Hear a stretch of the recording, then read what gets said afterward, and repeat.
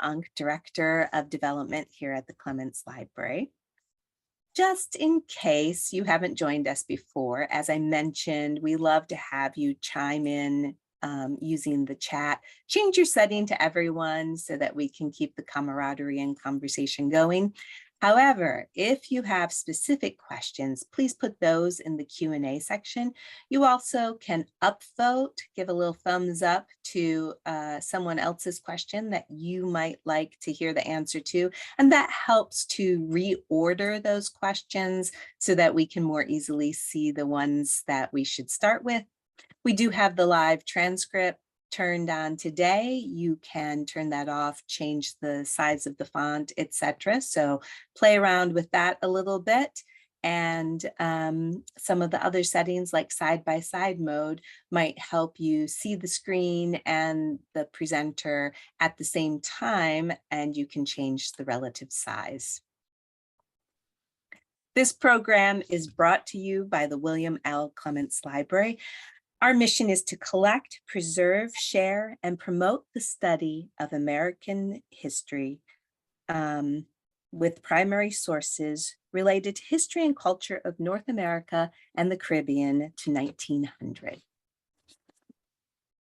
I also want to take a moment to acknowledge that the University of Michigan is located on the territory of the Anishinaabe people.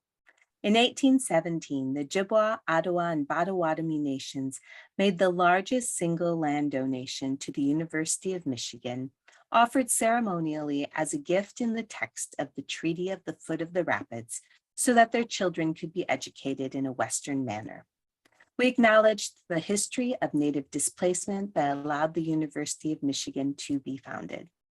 Today, we reaffirm contemporary and ancestral Anishinaabe ties to this land and their profound contributions to this institution.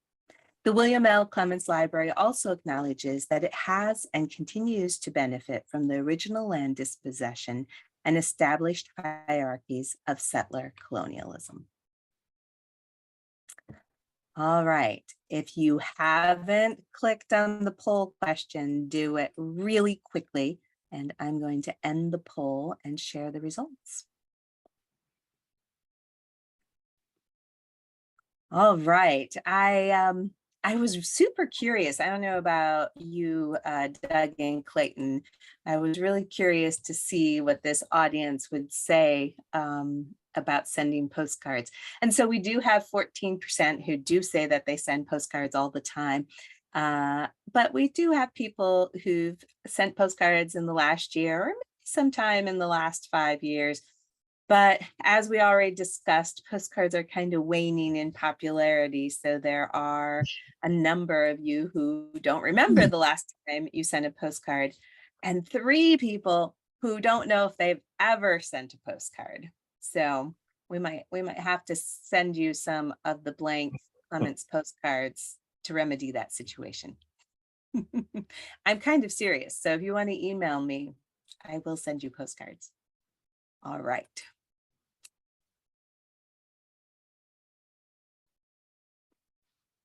I'm happy to welcome Clements Library's Curator of Graphics Material, Clayton Lewis, to the program in conversation with Doug Aikenhead. Clayton holds a BFA from the Swain School of Design and an MFA from Parsons School of Design.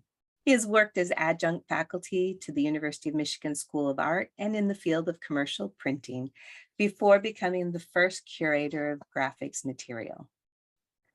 Clayton will be retiring in June after working at the Clements since 2002. And Clayton, we are going to miss you so much. And anyone on this program who would like to attend, mark your calendars because we'll be having a celebration in Clayton's honor on June 20th. So more to come on that later. But I'll turn it over to you now, Clayton.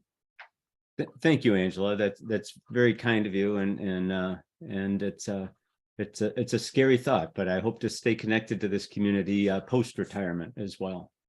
But today it is my great privilege to introduce today's speaker, Doug Aikenhead. Doug is a longtime friend and colleague. Doug is an accomplished photographer, a vintage photo postcard collector, and dealer. He began collecting real photo postcards during a year-long photographic road trip back in 1977. Doug has been a postcard dealer professionally since 1993 and enjoys discussing postcards with fellow collectors and dealers at dozens of postcard shows across the country every year. He also writes occasional articles about vintage postcards.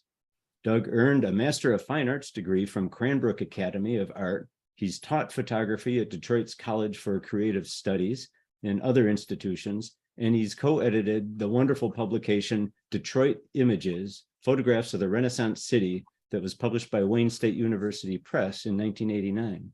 Doug is the current president of the Michigan Photographic Historical Society, an organization that the Clements works very closely with and has for many years. And part of our role here at the Clements is to make connections between the collectors of historical materials and academia. And I feel that these realms have a lot to learn from each other. Doug has always impressed me by his ability to gracefully navigate both of these worlds. So whether you are a scholarly researcher or an enthusiastic collector, I think you'll find that Doug is going to have something of interest to share today. Today's focus, real photo postcards, are actual photographic prints from a negative, but on a postcard stock. And Doug, maybe you can tell us what it is about this format that interests you so particularly and how you got started as a collector. I'd be glad to. Thank you for that nice introduction, Clayton, and it's a pleasure to be here today. As Clayton said, I got started collecting real photo postcards when I was on a year-long road trip making photographs, hoping to advance my own photographic career and maybe end up with a portfolio that would land me a teaching job, and that succeeded. I think as I proceed, you'll get a better understanding of what it is about postcards that excites me so much. But think back to 1977, I had just finished making photographs of an interesting crowd scene. I turned a corner and there was a garage sale in San Francisco, just set back from the sidewalk. And I walked in, and the first thing I saw was a short stack of black and white photographs. This one was on top. Next. Next one, please, Angela. There we go. And then there were 4 from Northern Michigan. The first one was a group of French soldiers pre-World War I on horseback, with a nice message from a young soldier to his parents. Then the other 4 from the UP, Michigan's Upper Peninsula, were pretty interesting. The one on the upper left I recognized right away. It was 5th Street in Calumet, Michigan, a place I recognized from being there many times, although not with that much snow. The other 3 were of the Great Lakes freighter, the city of Bangor, which had been blown ashore in a gale in November of 1926. It carried a load of over 200 Chrysler cars, and as you can see, they got frozen on the deck. But when I turned those photographs over, next slide, please, there was a message. I realized then that they were actually postcards, and there was a penciled message that went across all 4 of those postcards. And it covered all kinds of subjects. It went from discussing an apron that she was making for the recipient's birthday. It talked about details of the shipwreck, talked about the weather, and eventually it got back to the apron, which by that point she had finished along with her message, and she was sending it all off to Sue in a package. This intrigued me, and to have a narrative on the front in images and another narrative on the back in a penciled message. Okay, next one, please. All right, postcards as we know them really began in Europe. Germany was kind of the leader. That was the center of high quality lithographic printing, especially color printing in the 1890s. England followed close behind. Next one, please. Next slide, please, Angela. All right. Postcards came to the US a little bit later, right around the turn of the century. And in 1901, after a number of kind of precursors to postcards, everything from souvenir cards from world fairs and expositions to postal cards and private mailing cards that were used mainly for business purposes. The US Post Office approved postcards in 1901. Initially, they didn't catch on very vigorously because they were called undivided back postcards, and there was no space on the address side where you could write a message. It was only for the address. But then in 1907, the post office finally followed Europe and approved the divided back. So half of the back was reserved for the address, and the left-hand side of the back allowed for a handwritten message. And all of a sudden, these postcards were flying off the shelves. Billions were sold every year to be mailed, and billions more to be put into collections that were never sent. Another nice thing happened in 1896. The post office approved the rural free delivery system. Before that, to receive mail in your house or your apartment, you had to live in a town of 10,000 people or more. But rural free delivery opened it up so that every address in the country would eventually receive mail delivered to your mailbox. And by 1905, that meant almost every address in the country. Here's an RFD man with his wagon watering his horse. Next one, please. And here's a photograph by Harlow Elliott of Shelby, Michigan, that shows people gathered around the mailbox to get their mail from the RFD man. Next one, please. And here's a group of young women gathered at the soda fountain to look at the newest arrivals in postcards, and the postcard rack you can see in the distance behind them. Next, please. Postcards were sold everywhere. See the rack on the counter at the cigar stand at the Jefferson Hotel in Toledo. Next one, please. And as I said before, people collected them in albums and shoeboxes. They hung them on their walls and postcard racks and thumbtacks on bulletin boards, you name it. Next, please. And then we have to realize that postcards were only a small percentage of all the postcards produced. The vast majority were printed cards. They were like these, holiday cards. Next one, please. Also romantic themes and social themes, political themes. Next.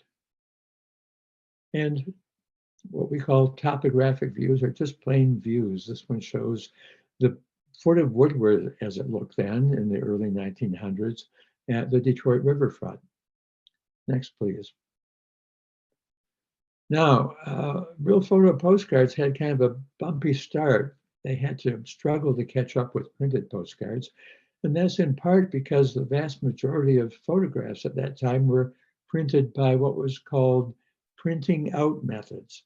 In other words, it depended on sunlight coming through a photographic negative placed on top of sensitized paper and in a frame. And if it was in the sunlight long enough, that would print out the photographic image on the paper. It was a slow process, and you had to have bright sunlight to do it effectively. Next slide, please. Here we have a man printing out what might be his real photo postcards. He's sitting on the steps of his shed and smoking a pipe, and maybe by the time he finished his pipe, those prints would be ready to look at. And you could peek at them by lifting up a corner to see how the development was coming along. Next one, please. The trouble was that it took a long time. You could only do those prints during daylight. That's why they called them printing out paper, because they had to be printed out by the light of the sun. But then along comes this man, George Eastman, who's extremely important to our conversation. George Eastman, as you know, was the founder of the Eastman Kodak Company.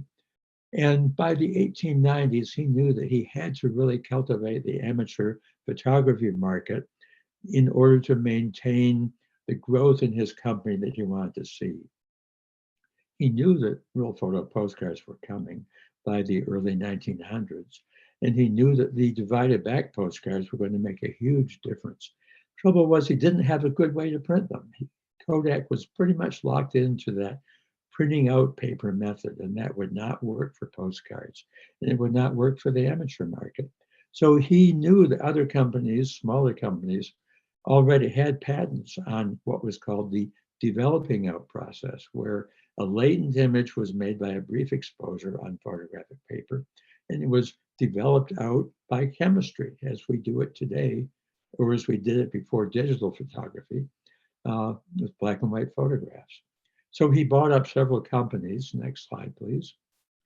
The most important being the Velox company. And he bought that from another company, a smaller company called the Nepra Chemical Company. It was based in New York State. So once he had Velox and other developing out papers in hand, he could proceed. And that's exactly what he did. He went after the amateur market very vigorously, and the postcard market in particular. Next slide, please, Angela. And among other things, he had workshops or demonstrations conducted all over the United States. He had a whole team of demonstrators, as he called them, and he sent them out to camera shops all over the United States. And there they would conduct demonstrations for customers and show them how to use Velox developing out paper to make prints, and in particular postcards, real photo postcards. Next one, please. And in 1903, Kodak introduced the Model 3A camera, which took a postcard-sized negative. It was intended for the amateur market, but it was good enough that many young professionals used it in addition to their regular professional equipment. This camera stayed in production all the way through 1934. Next slide, please. And he also put the Kodak girls to work. He actually had the Kodak girl as an advertising device in the 1890s, but now he had the Kodak girls showing up on real photo postcards like this one. You can see they have their Kodak Model 3As around their necks, and of course they went nowhere without their Kodak Model 3A. Next one, please. And here's Kodak girl Peggy with her camera. As the postcard says, on the bright days, I Kodak. On the rainy days, I print these Velox postals. That makes all the days bright. Next, please. Now, real photo postcards, as Clayton said, are actual black and white photographs printed onto photographic paper that's postcard sized, and the paper was pre-printed with a postcard back by the manufacturer. The beauty of real photo postcards is they show a great deal of detail. They're actually contact printed. The negative, generally a glass plate negative then, was placed on top of the photographic paper and exposed to light. So you had a one-to-one reproduction, no enlarging entailed. So all the detail of the negative was right there on the print. If we enlarged it, we saw even more information, as we see here. We can read signs. We can see a postcard shop on the right that we couldn't see in the full-sized image. Next one, please. If we took a printed postcard, a lithographed postcard like this one, and enlarged it the same way, magnified it. Next one, please. We would see that the image kind of breaks down into a dot pattern. This is characteristic of lithography, and we lose the sharpness of detail. Next one, please. Next slide. Okay. Among the many things I collected, by the way, I collect postcards about postcards. Some of those previous ones came from my collection. But I collect Main Street views like this one from Kansas City, Missouri. Next, please. This one from Springfield, Minnesota, I think. And people were very proud of their towns in those days and happy about development and growth. As it says here, I can't see the top because of, let's see, there, that's right. Springfield, Minnesota is all right, spelled like the Wright brothers airplane. And down at the bottom, it says, wide awake and up to date, no better town in any state. So you can see there's some boosterism involved here. Next slide, please. Next one, okay. And this one is from Hartford, Wisconsin by the photographer Harris Montgomery. Hartford is his hometown. It advertised an Eagles Carnival. And the aircraft that are in the sky were printed in by Montgomery. He excelled at this kind of photographic trickery. Likewise, the streetcar and the track, which he superimposed on the main street in Hartford, where no streetcar or railroad tracks ever existed. Next one, please. Next slide. I also collect Great Lakes maritime images, like this one by photographer Jenny Smith of Manistee, Michigan, showing a small freighter pulling into the harbor. Next one. This is of a Great Lakes freighter in a gale on Lake Huron, somewhere around the 1915 era. Next one, please. This one is by my favorite Michigan photographer, Louis Pesha. It shows a Great Lakes Railroad car ferry, a brand new one, on its way up the St. Clair River at Marine City, on its way to Frankfort, where it would be put into service for the Ann Arbor Railroad. Car ferries like this one were also icebreakers, which made them real useful in the wintertime. They could break the ice and keep Lake Michigan open for railroad cars all winter long. Next one, please, Angela. Whoops, I think we missed one. Back up, please. There we go. No, there we go. Is there one more? I guess not. Okay, Pesha, like I said, is one of my favorite photographers. He immigrated from Southwest Ontario, where he worked as a portrait photographer in several small towns, to Marine City, Michigan in 1900, and by 1901, he was making portraits there. By 1906, he started making postcards, and he called his business the Pesha Art Company. And here it is with his car, a white steamer made by a division of the White Sewing Machine Company in Cleveland. It was a luxury car at the time, which speaks to his success as a postcard photographer. Next one, please. Here's one of his early postcards, 1906, on the Bell River in Marine City, Michigan, on New Year's Day. Next one, please. And here we're going to see a few more of Louis Pesha's photographs. Here's a Main Street view in Kingston, Michigan. I like the kind of boldness of this image. Most people would show buildings on Main Street kind of head on. They wouldn't reveal the false fronts like Pesha did here, which kind of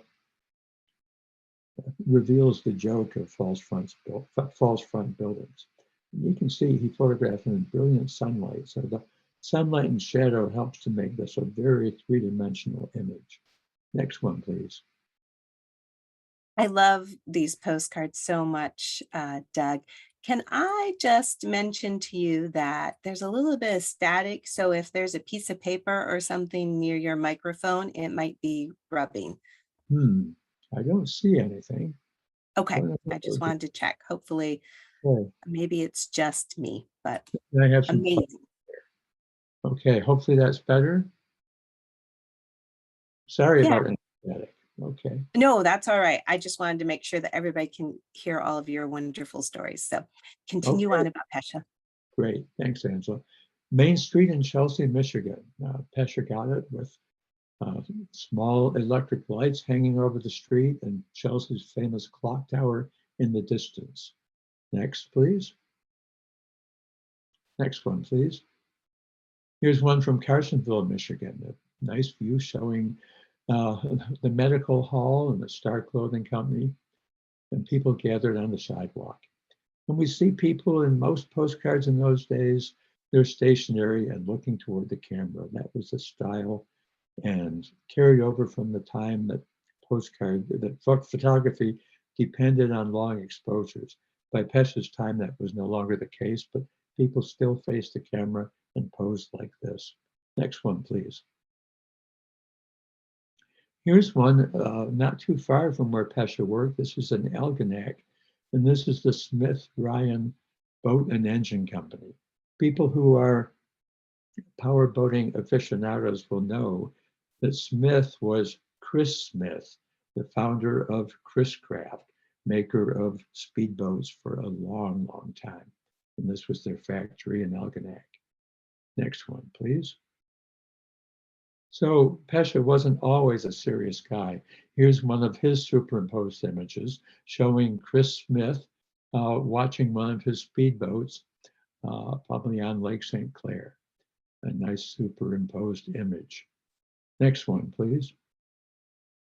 And here's a view from Port Huron showing the Great Lakes steamer Tajmu, one of the faster Great Lakes steamers that traveled every day from Detroit to Port Huron and back again. Next one, please. Here's a view from downtown Detroit on Woodward Avenue. Now, keep in mind what I just said about people facing the camera. And most photographs in those days were still concerned about movement. But here's Pesce taking his camera, which was a large view camera on a tripod, and photographing right at the edge of the street. You can see people crossing the street, waiting to cross the street, cars moving, streetcars moving. This was pretty unusual for 1910, 1911. So Pesce was an innovator as well as a dependable postcard photographer. Next one, please. This is one of my, I think we missed one there, Angela. Can we back up, please? No, I guess not. Okay, next. This is downtown Detroit, and it shows a trick that Pesce used. This was taken from what was then the plaza in front of the old city hall, looking eastward. The building in the background, the tall building, is the county courthouse, now called the Old County Building. In between, we have streetcars on Woodward. We have the Soldiers and Sailors Monument at Campus Martius. And the distance between where Pesce stood to take this picture and the Old County Building was well over 2 blocks. With a normal camera lens, that courthouse would have been very small. But Pesce used a telephoto lens to make this picture, compressing the space and making it all seem like it fit together nicely. In fact, this is a pretty significant distortion of what things really look like, but a dramatic photograph nonetheless. Next one, please. Okay, this is a view in Clark Park, Detroit, which I think is pretty significant. It shows 2 women drinking from a public water fountain using tin cups that were chained to the water fountain. This is well after Pasteur introduced his germ theory of disease, but by 1910, 1912, people were still drinking from shared cups in public parks. Interesting. No wonder there were so many illnesses at that time. Next, please.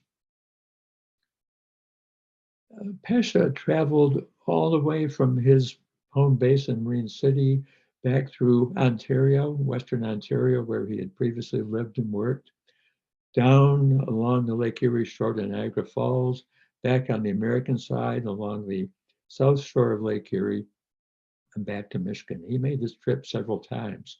This shows what I think is a very handsome photograph from Walkerville, Ontario, the EMF auto factory, that's Everett Metzger Flanders, and it shows a locomotive pulling a freight train right past the factory. And that plume of black smoke going up is really what makes the image dramatic.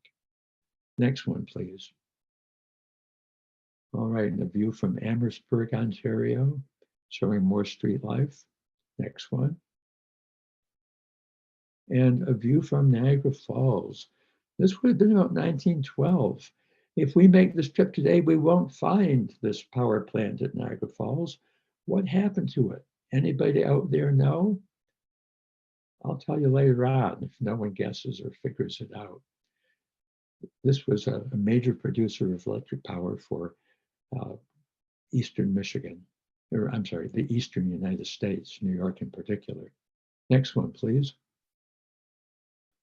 A view from Ashtabula, Ohio, showing more street life, including a dog crossing the street in the distance, pedestrians, horse-drawn carriages, in great detail on storefronts. One of my favorite photographers, Walker Evans, who really began his practice in the late 1920s, used to say that to make good photographs, you have to have the eye. Not every photographer has that. A lot of would-be photographers aspire to have it, but Louis Pesce certainly had it. He could size up a scene and know that it would make a great photograph. The mixture of light and dark tones, his ability to superimpose lights over darks and darks over lights so that information was well revealed. So we had interesting and sometimes dramatic content. That's part of what made him such a success as a photographer. Next one, please. Another view from Ashtabula, swing bridge across the river there. Next. And a view from what was then Collingwood, Ontario, which was absorbed into Cleveland later on. Very unusual for Pesce, the interior of a store called Pastorino's Big Store. They sold sweets and they had a soda fountain there as well, but a beautiful, detailed interior real photo view with advertisements for Coca-Cola, Verner's Ginger Ale, all manner of goods in the background, and sunlight coming in through the window at left. Okay, so we leave Pesce for now, and another thing I collect are occupational real photo postcards. Like this one, the Alling Rubber Company, they had branches in New York and Connecticut. This shows the shopkeeper framed by goods on either side, beautiful signage on the front of the building, and intriguing details like the windows at the top and the upper right Gillette Oculus. No idea what that was. I've tried to find out. It could have been an eyeglass maker or an optician or a private eye for all I know. At the upper left, those teeth gnaw at the edge of the frame. At the bottom, those little dark circles are called vault lights, little circular pieces of glass that let light into the vault space under the sidewalk that was part of the cellar of the store. Next one, please. And this occupational shows milkmen or milk carriers from Minnesota. This is Strader's modern dairy farm, and the white patterns from the milk bottles and the white shirts of the milkmen traveling across the frame lead my eye back and forth to take in all this great information. Next one, please. Here's another occupational, a studio photograph of an exterminator with the tools of his trade. Next one, please. And Madame Dora, scientific palmist, in front of where she conducted her palm readings. No idea where, no information on the back of the postcard. And here, two switchboard operators from somewhere in Iowa. Next, please. Okay, and a recent acquisition. This is the rooster shop of the, it was the Delaware and Lake Erie Railroad, a freight railroad. It's backlit, as you can see here, and it makes this locomotive being lifted by the crane appear like one of those exploded images of something you have to assemble that came in parts. So a beautiful, intriguing photograph with the entire crew of the shop posed on this locomotive. Next one, please. Another subject that intrigues me is the abrupt transition from horsepower to gasoline-powered engines in the early 20th century.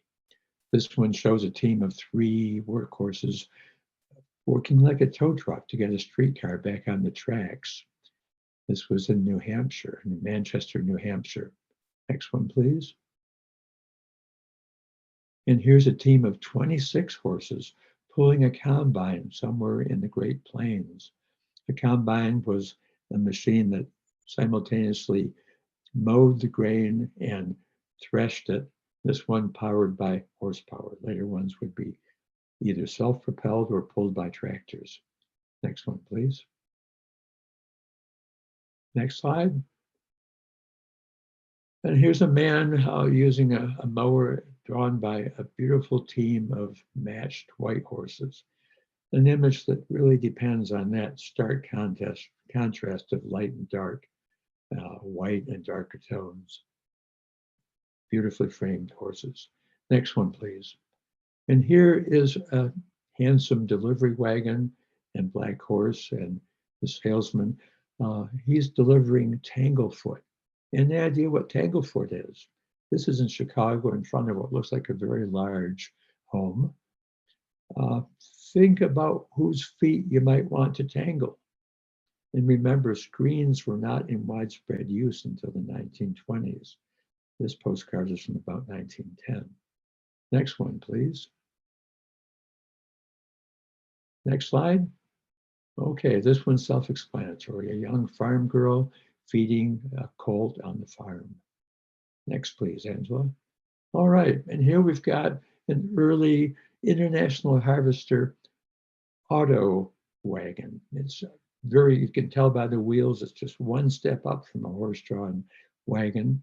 And it becomes a nest, if you will, a gathering spot and a male bonding location for all these gentlemen. A little bit of movement there. Another one showing a man and two boys having a conversation on the running board of his car. Next one. And even with a shiny Model T Ford in front of your house with your spouse in the back seat and your dog on the running board, even that could become a status symbol around 1912. Next. And here's a fleet of trucks in front of a produce company in Elmira, New York. This is in 1923, but you can see how automobiles and automobile engine powered trucks had become the vehicles of choice for delivery all across the country. Next one, please. And here's Irene Dare, a sideshow performer somewhere in the United States. She was a speed demon, and that she was a woman doing this was all the more exciting for fans. Next one, please. Okay, and a man in his fancy roadster somewhere in the eastern states. And next one. If you couldn't afford the do-re-mi for that fancy car, you could always afford to have your photograph made in a studio in their equivalent of a fancy car with backdrops from all over the world. Next one, please. Yes, the automobile age had arrived. Next one, please. I like bird's eye views, especially when they're good photographs, like this one from Dubuque, Iowa. This one was made from the bluff overlooking the downtown area, and it shows the harbor frozen over and people ice skating. Next one, please. And here's one from Chelsea, Michigan, probably made from that clock tower we saw in the Main Street view earlier, looking westward. And here's one from Virginia, Minnesota, snow-covered rooftops, giving us a beautiful graphic pattern with only one human being in sight, a black figure down at the bottom of the frame. Next slide, please. Disasters were a big subject for real photo postcards. I really like them as photographs, although the tragedy is very much present. They have a surreal quality, that sense of things not being where they should be or how they should be. And the blur movement here adds to that surreal quality. Next one, please. And here's a flood from Herkimer, New York in 1910. The same thing of movement, moving water passing the stability of storefronts. Next one. All right, here's a fire scene from Chelsea, Michigan again. Now, the building that used to be there where the fire took place was the Chelsea Standard, the local newspaper. And of course, with it being out of business for a while, it could not report on the fire, but postcards could. This postcard and other ones made the same day by other photographers. Next slide. And the fire was on December 10th, 1909. As you can tell from the message here and the postmark, this one was sent the very next day on December 11th. And as the message shows, this shows what the fire did in Chelsea about 5 o'clock yesterday morning. So 24 hours later, the postcards were ready to spread the news of that disastrous fire in downtown Chelsea, Michigan. Next, here's a fire in Electra, Texas. A fire started by lightning, an oil storage tank. Of course, where else but Electra, Texas for a lightning started fire. You can see the crowd has gathered to witness this huge fire. Next one, please. Way back when I started collecting real photo postcards, I was told by other more advanced collectors that every now and then you might come across a real photo postcard of a town in its earliest months of existence. I thought maybe this one from Burns, Wyoming was that kind of a postcard with the wide open spaces in the distance. But I couldn't prove it. It was unused aside from the message here. No date to help me and no information on the back. Next one, please. And later on, I found this one from Presho, South Dakota, about 1906. But again, no date, no message on the back to help me nail it down, even though it shows the prairie beyond the town. Next one, please. Then a few years later on eBay, this one came up. The city of Presho, South Dakota, 6 months old, and signed by Delana. She was, by the way, the wife of the photographer, Burt McFarland. Next one, please. The back of the postcard gives us a date.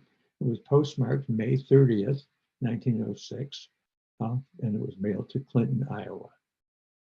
So we know now that that town was founded in 1906, and the postcard was made about 6 months after it was founded. Along with that postcard, I picked up several other views of Presho, South Dakota, including this group of children from the 4th of July. They probably marched in a parade. Next. And white-faced homesteaders, as it says here. Presho was in the heart of cattle ranching country in South Dakota. And there's McFarland's name on the left. Next, please. But it was this postcard from that group that really caught my attention because it, on the back side, as we'll see in a moment, it says the Lansing home. And, okay, but if we could back up, please. But it puzzled me because why would anybody photograph the back of a house, not the front, the back? And why, if you're going to photograph a school building on the left, why wouldn't you photograph the entire building instead of just 3/4 of it? Next one, please. So the Lansing home, 1909, it had aroused my curiosity. I bid on the card and won it, and won several others along with it, as I said. And I had no sooner paid for the card than I heard from the seller that she had heard from the underbidder who told her the story that the homeowner, William Lansing, and his wife, Mercy, were divorcing. Apparently, he was an abusive husband. And she and her brother had decided it was time for her to part company from her husband and initiate this divorce. He didn't like that idea. He was downright angry. So one day when the 3 daughters were at school, he hit her over the head, dragged her down to their cellar, where he beat her with a hammer until she was dead. He went back up to the kitchen of the house, put a rug over the cellar door, a trap door to the cellar, put the kitchen table over the rug, and made dinner so that by the time the 3 girls got home from school, he thought he had covered everything up. The girls wondered where their mom was, and the oldest of the 3 girls saw spots of blood on the floor. So when William Lansing was not looking, she grabbed her sisters and they ran to the sheriff's office.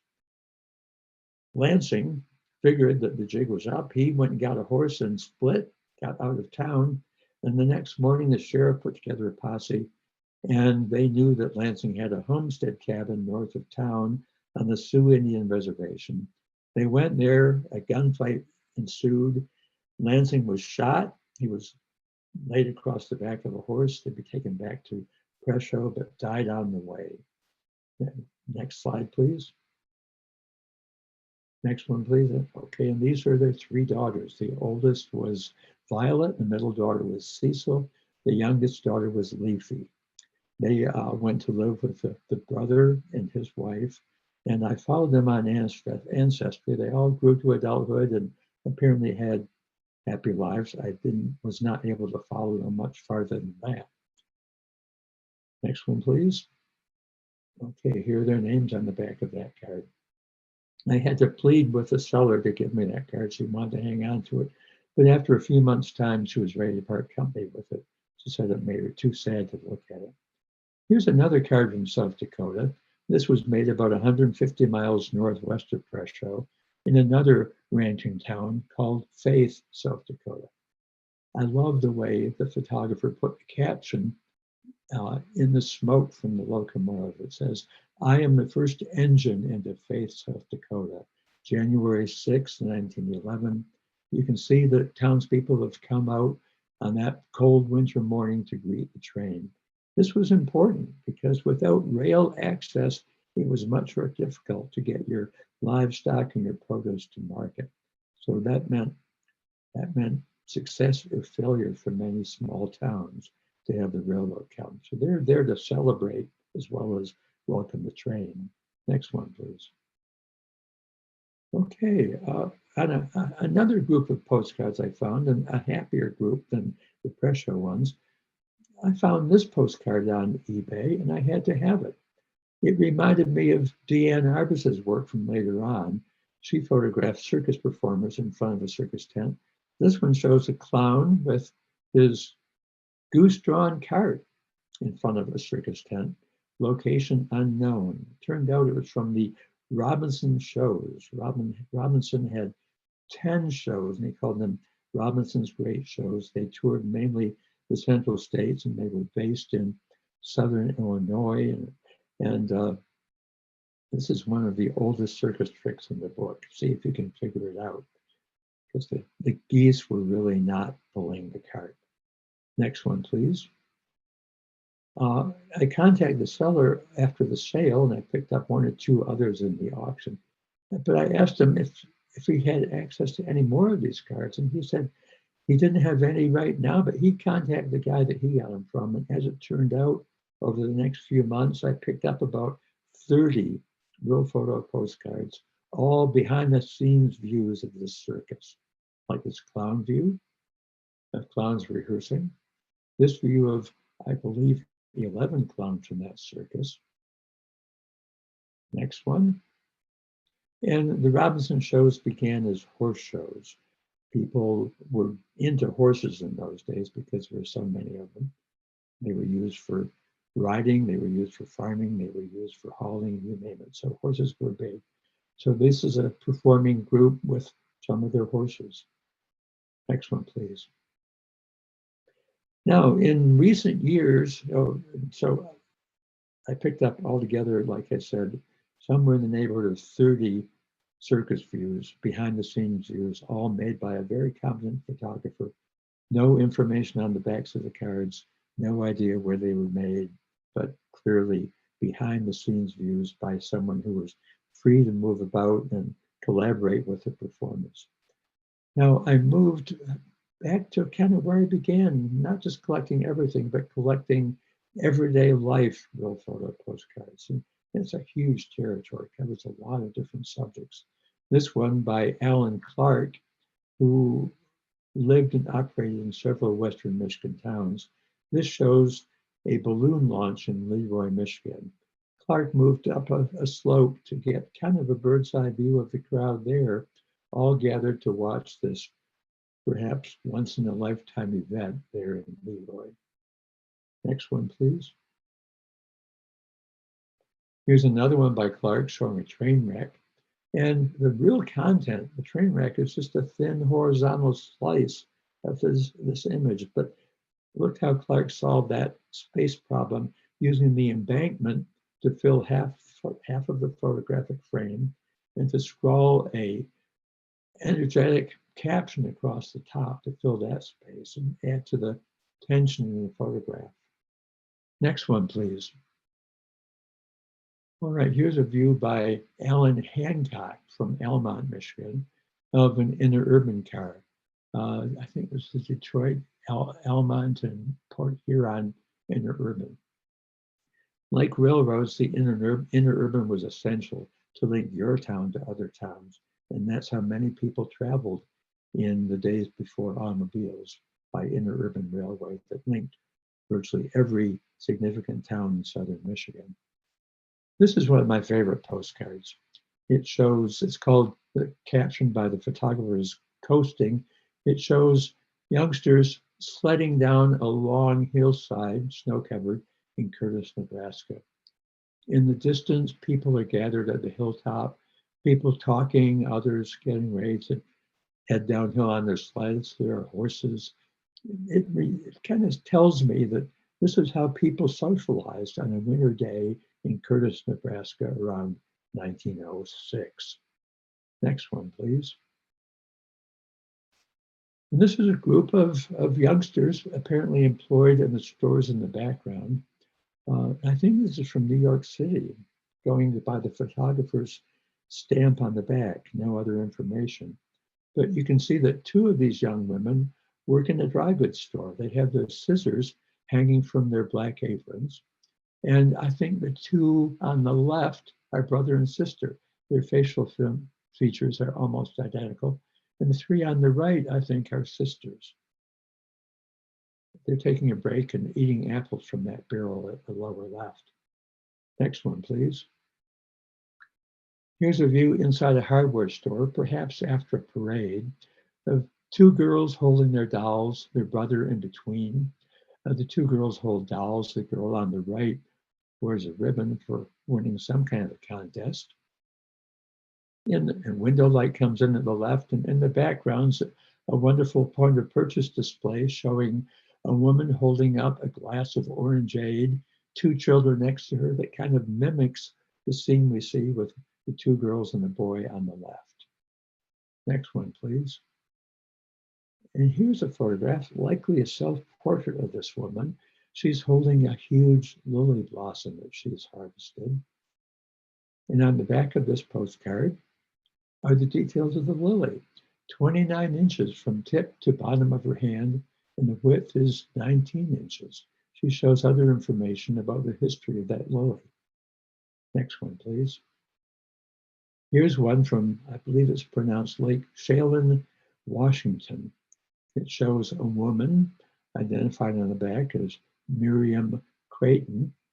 Whoops, back up, please. Thank you. Landing a fish on Lake Chelan, and a youngster, maybe her nephew, maybe her grandson, watching her land this fish with utter amazement and bewilderment at how capably she handles this fish.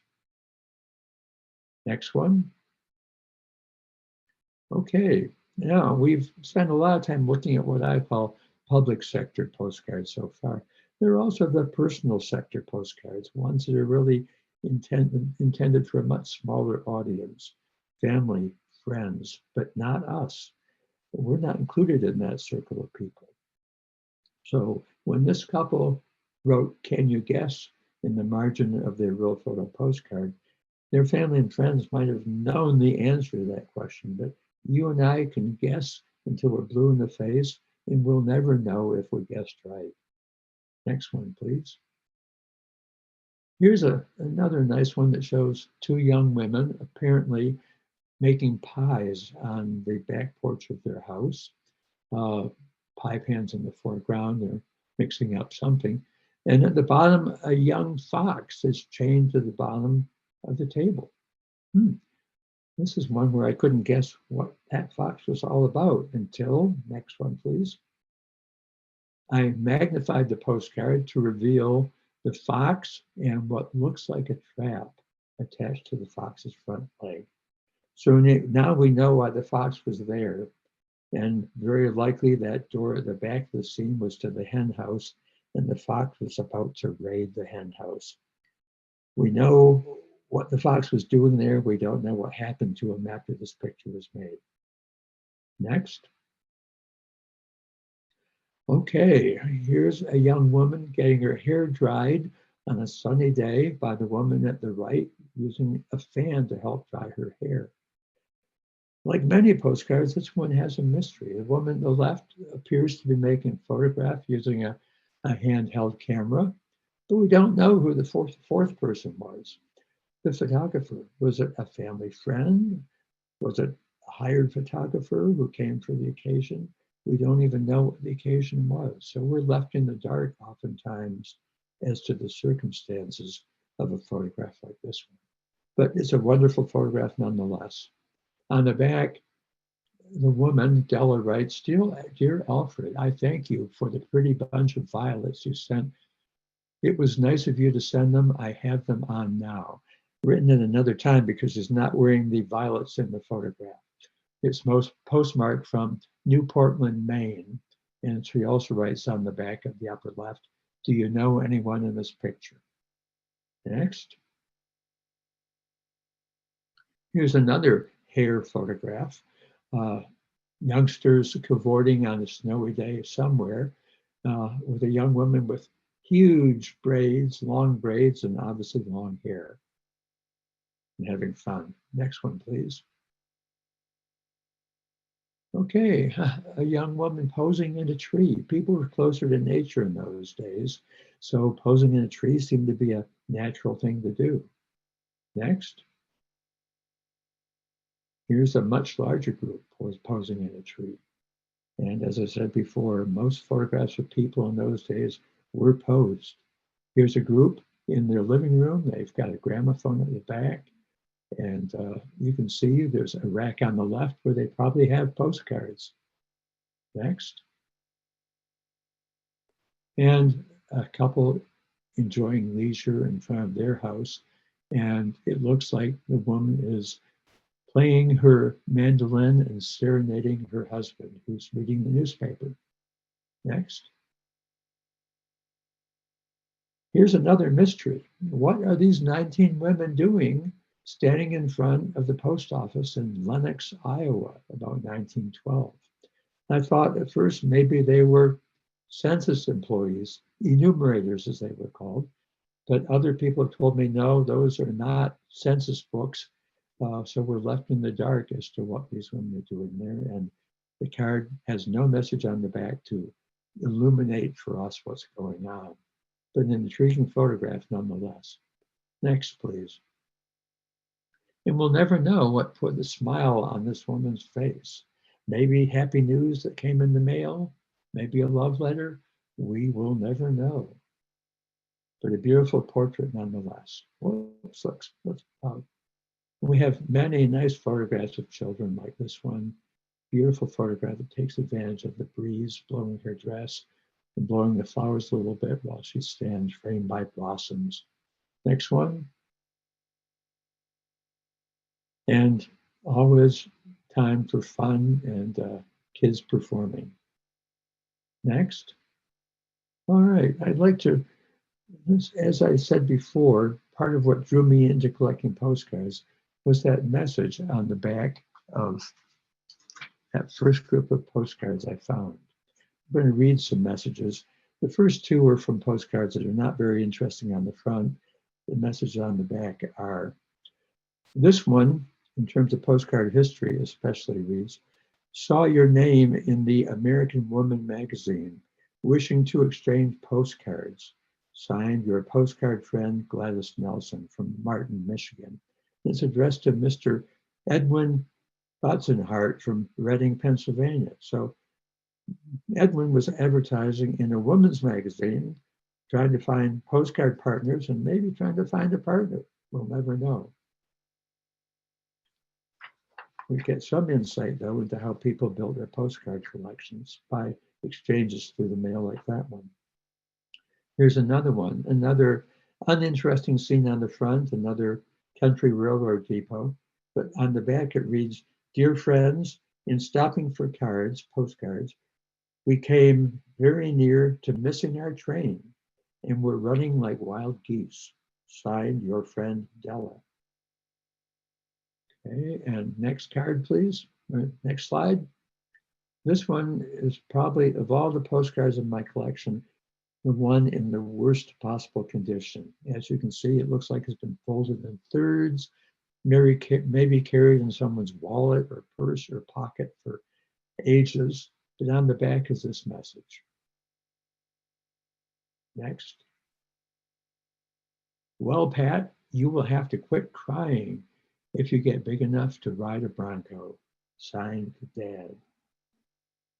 Next, please. All right. My thanks to all the photographers who made these real photo postcards, to all the people who kept them safe for all these years, and to you, our audience, for being part of our conversation today. Angela, back to you. All righty. I am going to just do a couple of housekeeping slides, and then I see we have lots of questions in the Q&A, and I know Clayton probably has some questions and ideas as well. So I will go quickly, and then we can continue the great conversation. Oh, actually, Clayton may want to talk about this slide, Picturing Michigan's Past. Thank you, Angela. Yes, related to photo postcards, if this type of material interests you, please search the Clements website for our Zooniverse online crowdsourcing project, where we are categorizing the David Tinder collection of photographic postcards, over 60,000 postcards of Michigan subjects. And this has been an ongoing project for about a year that we are very enthusiastic about, and your participation can be crucial to helping us reach the destination of an online searchable database of Michigan photographic postcards. And thank you, Anne, for putting a link in the chat for anyone that wants to sign up for this project. I could talk for hours just about this project, but I will leave it at that. Please investigate it if this interests you. Yes, it's a really fun project, and we've done some fun activities where everyone comes together and categorizes at the same time. And so if you're somewhere in Michigan and you think you have a group that would enjoy that, we would provide prizes and come visit with you. So let me know about that. We also, on May 3rd, will be hosting a gala in honor of the Clements Library's centennial. It is really going to be a fantastic party, so we'd love it if you join us for that. In addition, throughout the rest of this year, we will celebrate the centennial in lots of different ways, including with a new exhibit called Building on a Century of Collecting at the Clements Library. It will open on April 28th and run through November 17th. And the exhibit will be opened for viewing Monday through Friday from noon to 4. So we hope that lots of people will be able to come see it. It looks at answering a question that is often asked by visitors, which is, how do you decide what to acquire to add to your collections? In addition, there are some tours coming up, so you can always register for those as well and have the opportunity to see some of the Clements behind the scenes as well as the exhibit. Our May Bookworm is a fellow focus, Seeing Stars, the Cultural Histories of Astrology and Cosmology with Carrie Brayman and Trent McNamara. So now that you're registered, you will receive a reminder for that bookworm, and you can choose to watch it live or watch the recording of it afterwards. Speaking of which, we'll send out an email later today with the recording that you can share with your friends or watch again. And of course, we always appreciate your gifts. And if you have an interest in sponsoring a future episode of the Bookworm, please contact myself or Anne to let us know that. All right, I will stop the share and turn it back over to Clayton for some more discussion. For starters, Doug, I just wanted to say I am so impressed by the quality of the images in your collection. And there's so many comments and questions that come to mind as you're scrolling through them, but every single one of those cards was a winner in some way. And you've done very well in articulating some of the qualities that you see in them, the compositional structures that communicate visually with clarity, like Louis Pesce does, and the interesting narratives in the text, both on the back and the front. But all of that makes me wonder, as a historian and a collector of historic photography, is there an aesthetic value that is distinct for photographic postcards? You know, like a daguerreotype is a very personal object for a one-on-one kind of viewing. These postcards seem to be very different from that. But do you have an idea in your head of what that aesthetic is? Gosh, Clayton, thank you. That's a great question. That's also the question that keeps me up at night trying to figure that out. The sad thing is postcard photographers didn't leave much of a record about what they were doing. And certainly they didn't tell us anything about what they were thinking. So we don't know if they aspired to making art as well as making marketable postcards.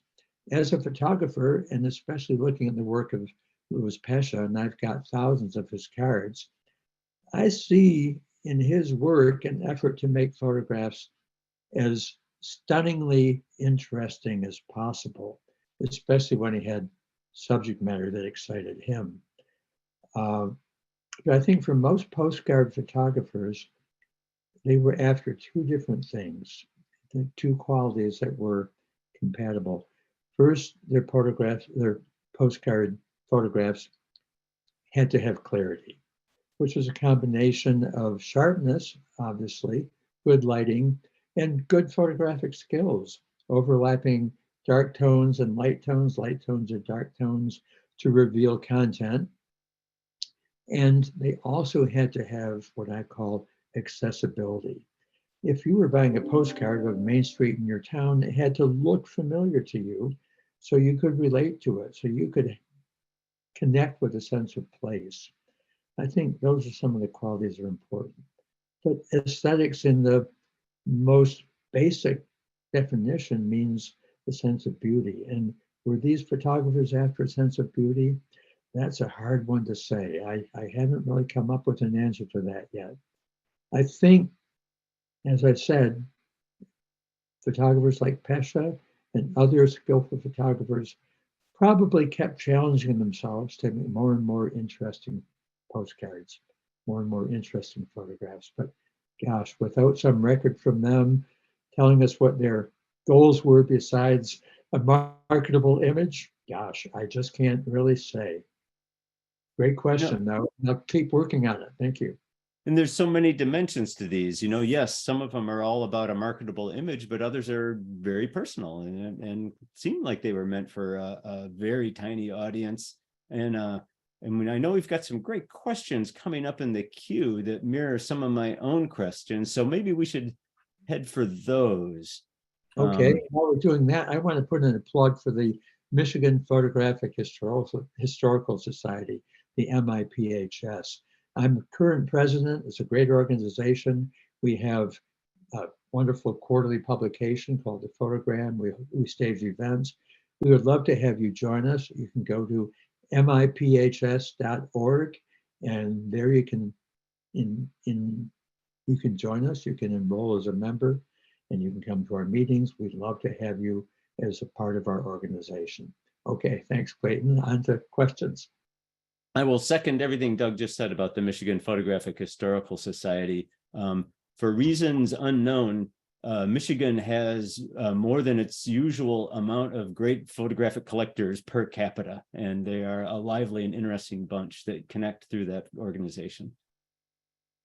Well, there's the first question from Rex Hauser is that he enjoys collecting postcards from University of Michigan, Christmas cards, and Mackinac Island, and which is terrific. And he also asked, do you know why New Year's cards were so popular in the heyday of the cards from 1900 to 1920? Good question. I think because New Year's was, as it is today, the start of a new year. And New Year's cards were only there for a brief period of time to celebrate the new year. And people were collectors. So I think it was significant to people to have a card from every year since they began collecting. That's about the best I can do. Most of the holidays were collectible. A lot of people collect Santas. There are lots of Halloween collectors, Thanksgiving collectors, Easter collectors, even St. Patrick's Day collectors. Tom Wagner has a couple of interesting questions. One, how can printers make postcards so cheap? And he also asks, was there any censorship of postcard subjects that you're aware of? Another great question. Other than cards that were mailed during the war, I've never seen any indication that postcards were censored. I think maybe people were not as bold in what they would send through the mail in 1909 and 1910 as they are today. Great question. Was there another? I have seen nude postcards and certainly images that we would find offensive today, like blackface performers and so forth, were not uncommon in postcards. Right. Yeah. I think generally nude postcards were not, oftentimes they didn't even have a postcard back on them. They were blank on the back and they weren't sent through the mail. They were put inside envelopes. Gosh, the lynching postcard, that's an important subject in itself. Typically postcards would sell very inexpensively. Sometimes a penny each, sometimes 2 for 5 cents. Louis Pesha had point of purchase cards made that advertised his cards for 2 cards for a nickel. But when people photographed lynchings, they often sold for much more money, certainly 10 cents and as much as 25 cents per card. That was a lot of money. Think about the fact that 1910's dollar would be worth $32 today. So money, a dollar bought a lot more than it did today. Very true. Oh, yeah. I was just looking back through the chat, and I know that this was one of your mysterious postcards, and so I wanted to point out that Kathleen suggested maybe a Bible study group distributing religious tracts, and Miriam said maybe they're postmistresses. So Ooh. going back through the chat, I just thought those 2 guesses were interesting. Yes, indeed. They're really dressed well to be postmistresses, but who knows? That's part of the challenge with these early postcards. They show us things and we can't ever know for sure what they're showing us. They could be ladies with a religious mission going out to distribute tracts. They're all nicely dressed. They look very serious. That could be, but we'll never know unless someone can tell us for sure with a similar card that has information on the back. Right. Well, with all the collectors on here, maybe they'll go back through and see one. So, all right, continue with the Q&A. I just thought those were 2 interesting pieces, and I had sort of missed them. They went by too quickly while the program was going on. There was a lot of activity in the chat. It was which we always like to see. So the issue related to copyright that Tom Wagner is asking about, this one is an issue today that the Clements Library still wrestles with, of course, as we digitize and publish historical materials. Most of the time we're dealing with the public domain because of the age of the materials. In the realm of photographic postcards, that's not necessarily so, but we have found it almost impossible to determine the copyright status of these materials, even when we know the publisher and we know the photographer, and we can presume that they were publicly released in enough quantity to qualify as a published image. But that it's a great question, but a really difficult one to answer. As an institution, we can claim fair use and create a digital database like the Zooniverse project of these cards. But if you were a for-profit enterprise, it would be a sticky question to clear the copyright on many of these issues. I don't know if that's something you've run into, Doug, but it's something that we wrestle with this collection. I've run into it, but kind of from the opposite direction. The absence of copyright enforcement. Oftentimes we'll see a postcard by one photographer that's usurped by another photographer, and he or she will put their name on it instead. So copyright laws, if they were in existence for postcards, were very loosely enforced or not enforced at all. We've got a couple of questions coming up related to Louis Pesha. Becky Hetchler asked, did Pesha have his name on most of his postcards? And Miriam Khan asked about, did he use a large format camera or did he have smaller cameras also? Great questions. Yes, he did put his name, Pesha Photo, generally at the lower right on most, but not all of his postcards. He also used an imprint on the back that said Pesha Art Studio or something words to that effect.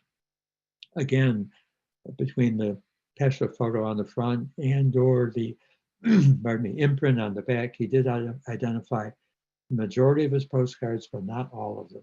He also numbered them, which is very helpful. Postcard collectors like to have a way to keep track of things, and Pesha did us a big favor by numbering them. And the other question was about his camera. The only photograph known to exist of Pesha, and you can't even see his face, he's under the dark cloth of a huge view camera, an 8x10 view camera on a tripod.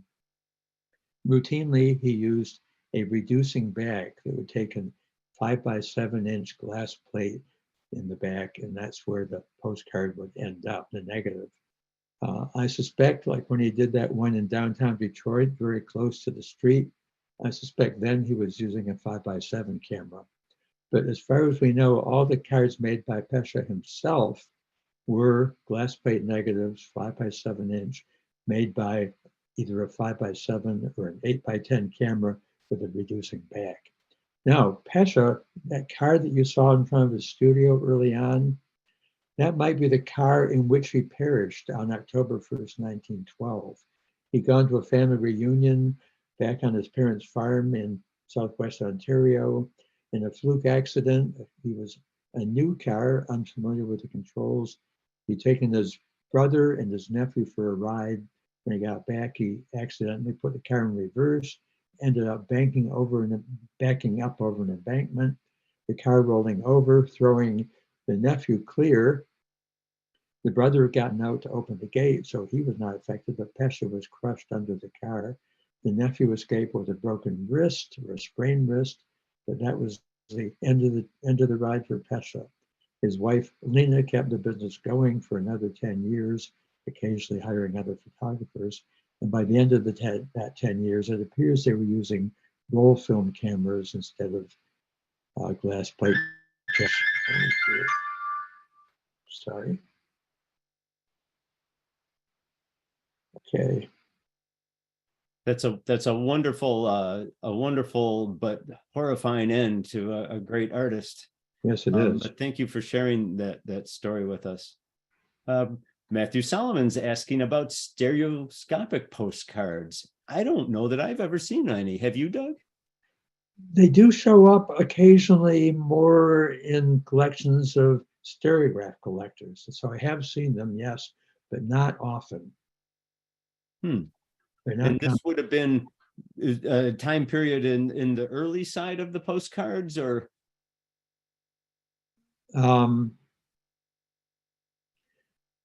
That's a good question. I really couldn't answer that question with any kind of authority. Can you hear me? Recording in progress. We've got you twice now, Doug.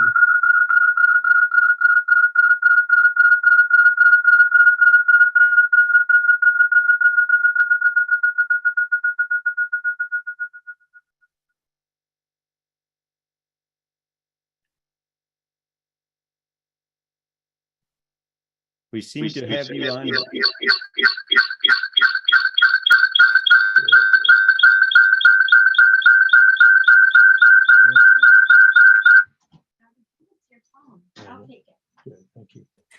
All right, I just Sorry about that. removed the second you, the clone. Thank you, Angela. So there's a question here that is often asked, how do photographers add the captions to the front of the photos? Okay, typically, can you hear me? Yes. Okay, typically, I'm sorry about that interference. Typically, they used India ink and wrote on the negative itself. If they were skillful, they wrote on the emulsion side and they wrote backwards. If they were not skillful, they wrote on the opposite side in regular straightforward printing. The India ink would be opaque, so it would print white and against the darker part of the postcard. Where they ran into trouble, though, was if the bottom of the postcard was a white part of the image. In that case, they had to use a needle or some other stylus to scratch through the emulsion. Very good. Thank you. Sure. Harlan Ullman's asking, what is a one and off real photo postcard? And is also asking about the importance of identifying the view relative to its collectible value. Two good questions from a serious postcard collector. A one and off, I assume you mean a one of a kind. They do exist. Those personal realm postcards were made in small numbers and conceivably one of a kind. So they do exist. We hardly ever know for sure that we have the only one of a certain image because they're not marked as such. So I can't really answer that question definitively. And the other part of Harlan's question was? Oh, about the relationship between the identity and the value. Oh, yeah. A good question, too. It's important that the card be identified. If they're not identified, as so many of those personal realm postcards are, to me, it doesn't make much difference. If it's a good image, and I am more into collecting the photograph than I am the history, it doesn't matter to me. Sometimes we can identify it from a postmark on the back or a message. Sometimes we can't. We're forever in the dark as to where it's from. Identification by caption or by postmark is important to many collectors, and it does help to establish where the card is from. And the postmark also helps to date the postcard. So it can be important, absolutely. But postcards come in all different shapes and all different collecting priorities. So what's important for one might not be important to another. Very good. Thank you. Cynthia Demi is referring to that photo that we were just discussing. I think it's the group in front of the post office and asking if it could be Lansing of Lansing, Michigan. That is the... Well, the post office there is clearly identified as Iowa. So not Lansing, Michigan. Okay. There are great cards from Lansing, Michigan, though. Indeed. Jean Gosling's asking what to do with a large collection of postcards. And I'm sure there's a lot of people out there that have found either their own collection or they've inherited a collection. And the question is, does it have meaning? What do you do with it? I can say that there are some institutions like the Clements Library that take postcards, particularly photographic postcards like your collection, Doug, very seriously as a resource for historical research. And certainly a cluster of cards related to a given area would probably be of value to a local historical society. Doug, as a dealer, do you have any insights on what you would do with a large collection? I do. If they're real photo postcards, please contact me. You and I can do business. If it's a general postcard collection, large means different things to different people. A couple of years ago picked up not really a collection as much as an accumulation of over 50,000 postcards, and it took up a lot of space. And it took me a while to liquidate most of those. And I saved some for myself, but most of them went off to other collectors. I would recommend, if it's not too much to carry, to bring them to a postcard show. And there are postcard shows in Michigan, many in southeastern Michigan, and in almost every state of the country. If you need information, please contact me. You can also go online to Postcard Archaeology, all one word, at postcardarchaeology.com. And you can find there a schedule of postcard shows in southern Michigan, in northern Ohio, and northern Indiana as well. And if you need more sources than that, let me know. I can give them to you. But there are postcards held regularly all around the country. And collectors or dealers are always looking for material to sell. Very true. Thank you. Museums and libraries, more and more are collecting postcards. The Museum of Fine Arts Boston has a whole division dedicated to real photo postcards. You know, I think that is going to go down as sort of a milestone in postcard collecting when the Museum of Fine Art in Boston accepted that fantastic Leonard Lauder collection of postcards. I think it has changed a lot of people's valuations and impressions of what a postcard could be. Cheryl Thurber's asking why they have been in decline, both in terms of the creation and in the use, especially personal postcards.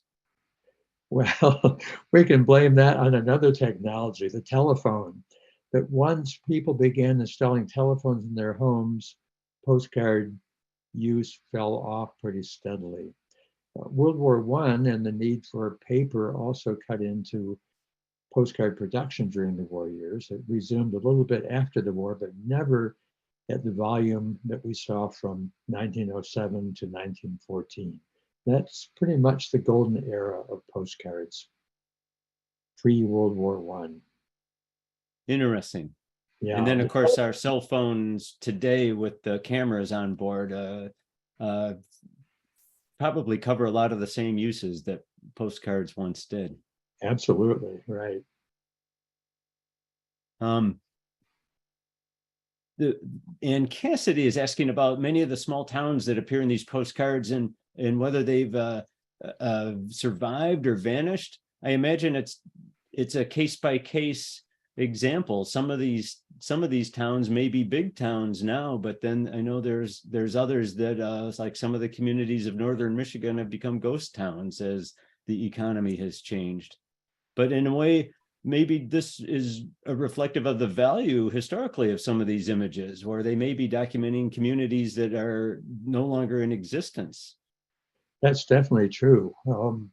There are directories that postcard collectors and postal history collectors use that identify post offices. And oftentimes you'll see that a post office only existed from, say, 1870 to 1920, and then the post office went out of business because the town ceased to exist. We know of them in the postcard world as DPOs, discontinued post offices. So yes, indeed, there are plenty of towns that no longer exist, but their existence is documented on postcards. Okay, Ernie King would like to know, what is the story with Niagara Falls and the power plant? Okay. I'm so glad he remembered. I am too, yeah. And I want to find out if anybody knew what Tanglefoot was. Let me see if I can find my notes here that shows the actual date. Here we go. In 1956, before some people's time anyhow, that was called the Niagara Falls or Niagara Gorge Power Plant. In 1956, there was a cascade of 5 rock slides that released 100,000 tons of rock and debris on what was called the Shellkopf Power Station. The whole place was destroyed and washed into the Niagara Gorge. It was replaced later by the massive Robert Moses Niagara Power Plant, which opened in 1961 and is still in use. So that was the end in 1956. That power plant disappeared for good. That's fantastic. And Harlan is also reminding us that there is a Western Reserve Postcard Society and Paper Show coming up April 28th and 29th. in Rocky River, Ohio. For Good those that job, would Harlan. like to, are you going to that show, Doug? I hope to be there, yes.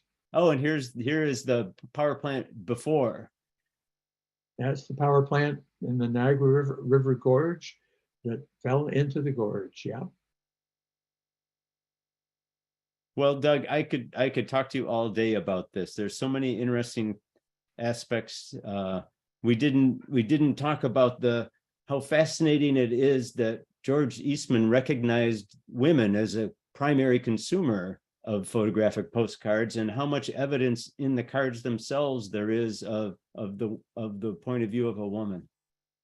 Yes, not only that,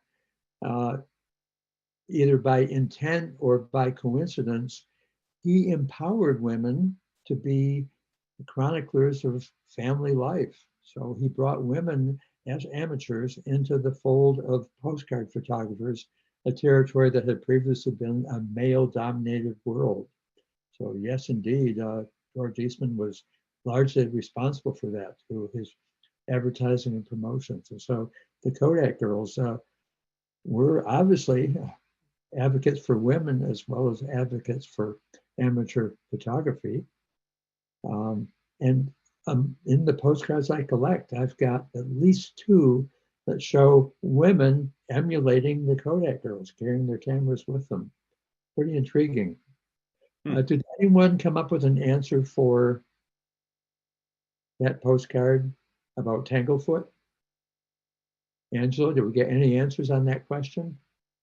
Yes, Cheryl says it was a sticky substance used on trees to stop crawling bugs going up fruit trees. And Jean Gosling says sticky goo. It was flypaper, yes.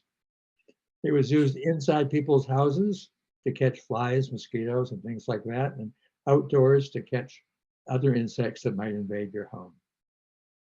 Good one. Thanks for your answers, folks. Yes, thanks everybody and Doug, especially thank you to you for this fantastic presentation, and I'm really looking forward to continuing this conversation about the aesthetics of postcard photography down the road. And thank you very much, Clayton. It was a pleasure to be here. I always love talking about postcards. I enjoyed everyone's questions, and yes, Clayton, we will continue to talk and maybe solve that riddle. I'll look forward to that.